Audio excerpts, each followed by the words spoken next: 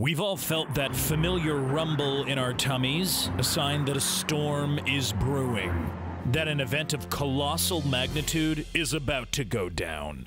From the most innocent blips to the most thunderous of belches, human beings have a handful of things in common, and one of those is we all burp. But what happens when burping goes belly up, and you aren't able to let the noxious gases within your body burp right on out of your mouth? Would they sneak out through another orifice, or would you balloon up, expanding and expanding until you eventually pop?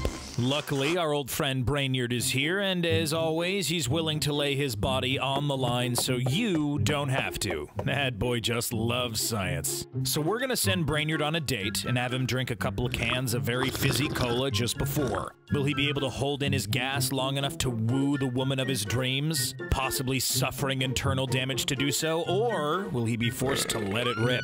Guess we'll find out. Now, before we get into the details of what happens if Brainerd can't burp, we should probably tell you what a burp is. When we eat food after smelling it and chewing it and possibly telling a waiter, it's delicious, thank you, we swallow, sending it down a tube known as the esophagus into our stomach. There, your food is bathed in a vat of your body's natural acids, bacterias, and enzymes, which break it down for nutrients and energy. If you're having trouble imagining this, just picture the final scene of Terminator 2 Judgment Day, where Arnold Schwarzenegger is lowered into a pit of molten metal, but like he's a piece of broccoli instead.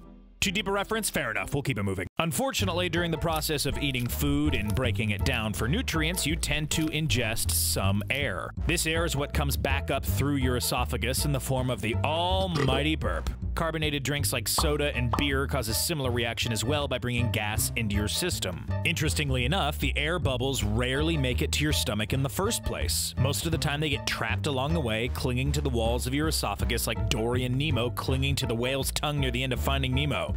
Too deep a reference? Fair enough, we'll keep it moving. So what kind of foods and activities are primarily responsible for burps? Chewing gum is one of the biggest offenders since it activates our chewing and eating mechanisms whilst we ingest nothing but air. Smokers tend to also have particularly burpy burps, as they tend to smoke while talking and drinking, leading to some esophageal confusion. Eating too quickly, sucking on hard candies, and eating greasy foods are all causes of excessive burping. Now, before going on this date we've set up for him, Brainerd will probably want to let out as much gas as possible, but while burping up to 4 times after meals is normal, there are certain conditions that can make you burp way more than that. Indigestion, acid reflux, gastritis, and IBS are all conditions with multiple unfortunate symptoms, such as bloating, heartburn, and cramping. But the one thing they all have in common is burps. While burping can be annoying if you can't stop, it's definitely not the worst of these symptoms and often even feels quite relieving. So burping, while impolite, isn't so bad.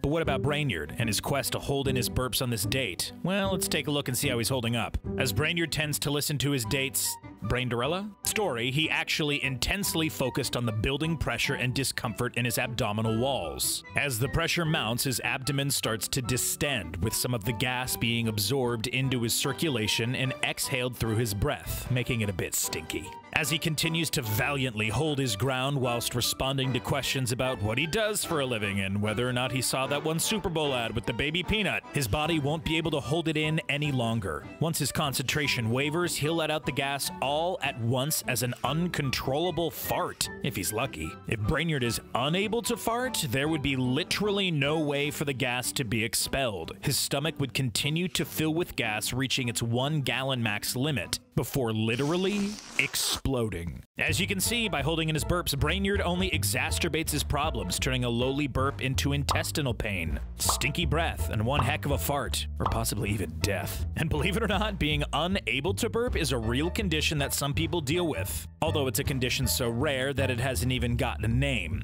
Sufferers tend to tighten their larynx, preventing gas from being released via the throat, which causes bloating, tightness in their chest, and acid reflux. Like we said, all that gas has to go somewhere, resulting in massive farts. Fortunately for sufferers, an experimental procedure has been discovered, which involves injecting Botox into the throat, allowing their larynx to relax and blessing them with the ability to burp. So there you have it. Burping is a blessing to us all, a way to get rid of the potentially life-threatening gases that build up in our bodies as a byproduct of eating. While holding in a burp probably won't have any lasting ill effects on your body, it could definitely result in a far more embarrassing situation than the one you're trying to avoid. So let's rewind to the beginning of the date, where Brainerd first started feeling intestinal discomfort. Except this time, he politely excuses himself to the bathroom, burps to his heart's content, and then comes back and suavely dives into a conversation about how his job is to, hold burps in for as long as he can. Well, better luck next time, Brainerd. If you enjoyed this video, don't forget to like and subscribe. And make sure you head on over to the Brainiac YouTube channel for more bubbly content. Later, Brainiacs.